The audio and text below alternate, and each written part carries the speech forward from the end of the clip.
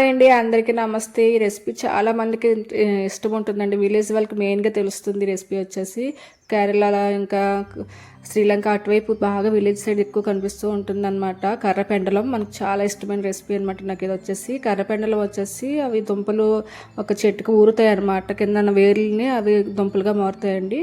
ఆ వేర్లు తీసుకొని వచ్చేసి ఇలా మనం కర్రలో చిన్న చిన్న ముక్కలుగా కట్ చేసేసుకొని తొక్కలు ఈజీగా వచ్చేస్తాయి అనమాట. అలా తొక్కలు తీసేసుకోవటమే. సో నువ్వు లాస్ట్ వీడియోలో కర్రపెండలో మా చెట్టు ఒక తవ్వటం కూడా నేను చూపించానండి. నా వీడియోస్లో చూడొచ్చు మీరు. సో ఈజీగా వచ్చేస్తుంది అనమాట. తొక్క వచ్చేసి మనం వచ్చేసి ఒక చిన్న సైజు ముక్కల్లో కట్ చేసేసుకోవాలండి. మనకి ఎన్ని కావాలంటే అన్నీ కట్ చేసేసుకొని ఇలా పెట్టేసుకోవాలన్నమాట.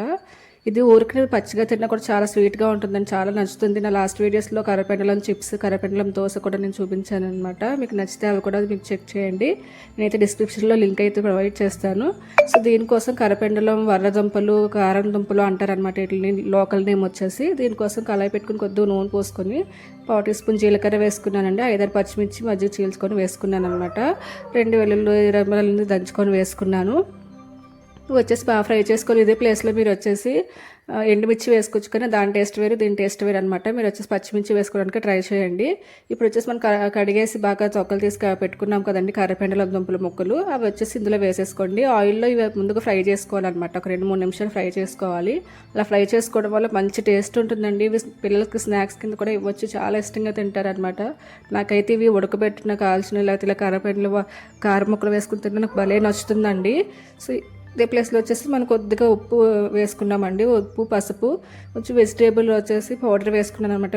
Curry powder. ఈ కర్రీ పౌడర్ వచ్చేసి నా వీడియోస్లో నేను చూపించాను ఆల్రెడీ. లేదు అంటే మీకు జీలకర్ర, ధనియాలు వేయించిన పొడులు ఏమైనా ఉంటే అది వేసుకోవచ్చు అనమాట. ఇదే ప్లేస్లో సాల్ట్ కూడా వేసేసుకున్నానండి ఆల్రెడీ. కారం కూడా మనం తగినంత వేసుకోవచ్చు. మీరు చాలామంది ఎక్కువ ఎండుమిర్చి వేసుకునే వాళ్ళు కారం వేసుకోరండి, కానీ దీనికి కారం కూడా వేసుకుని కారం పొడి కూడా వేసుకుంటేనే ఆ టేస్ట్ అనేది బాగుంటుంది అనమాట. ఇవన్నీ పొడులు వేసేసుకొని బాగా ఫ్రై చేసుకోవాలి. ఇది అసలు భలే ఉంటుందండి. అసలు నార్మల్గా తినేయచ్చు. ఇంకా కేరళ సైడ్ అయితే దీనికి మనం సపరేట్గా మీల్స్ ఏమీ అవసరం లేకుండా ఇది ఒకటి తింటారనమాట. చాలా మంచిగా ఇష్టపడుతూ ఉంటారు. అసలు నాకైతే చాలా ఇష్టం అనమాట. మీరు ఒకసారి ఎంత సింపుల్గా రెడీ చేసుకొని తిని చూడండి. పిల్లలు కూడా చాలా బాగా నచ్చుతుంది. ఇప్పుడు సీజన్ కదండి, చాలా దొరుకుతున్నాయి కూడా మార్కెట్లో. ఈ కారం దుంపలు, వరదుంపలు అని లోకల్గా అంటారండి కర్రపెండలం దుంపలు. సో ఇప్పుడు వచ్చేసి మనం బాగా ఫ్రై చేసుకున్న తర్వాత కొద్దిగా ఆయిల్ నూనె పెట్టి నీళ్ళు పోసుకోవాలండి. ఎక్కువ నీళ్ళు పోసుకోకూడదు. నీళ్ళు పోసుకుంటే ఎక్కువ నీళ్ళు ఉడికిపోయి జావలా తయారవుతుంది అనమాట. కొద్దిగా మునిగినట్టు దుంపలు కొంచెం వాటర్ వేసుకొని ఆ వాటర్ ఇంకిపోయేంత వరకు మనం ఉడికించుకోవాలన్నమాట. మధ్య మధ్యలో చూసుకుంటూ ఉడికించుకోవాలి. నాకైతే ఒక 2-3 నిమిషాల్లోనే ఉడికేసిందండి. ఎందుకంటే లేతగా ఉన్నాయి కర్రపెండలం దుంపలు, చాలా బాగున్నాయి అనమాట. త్వరగా ఉడికేసాయి.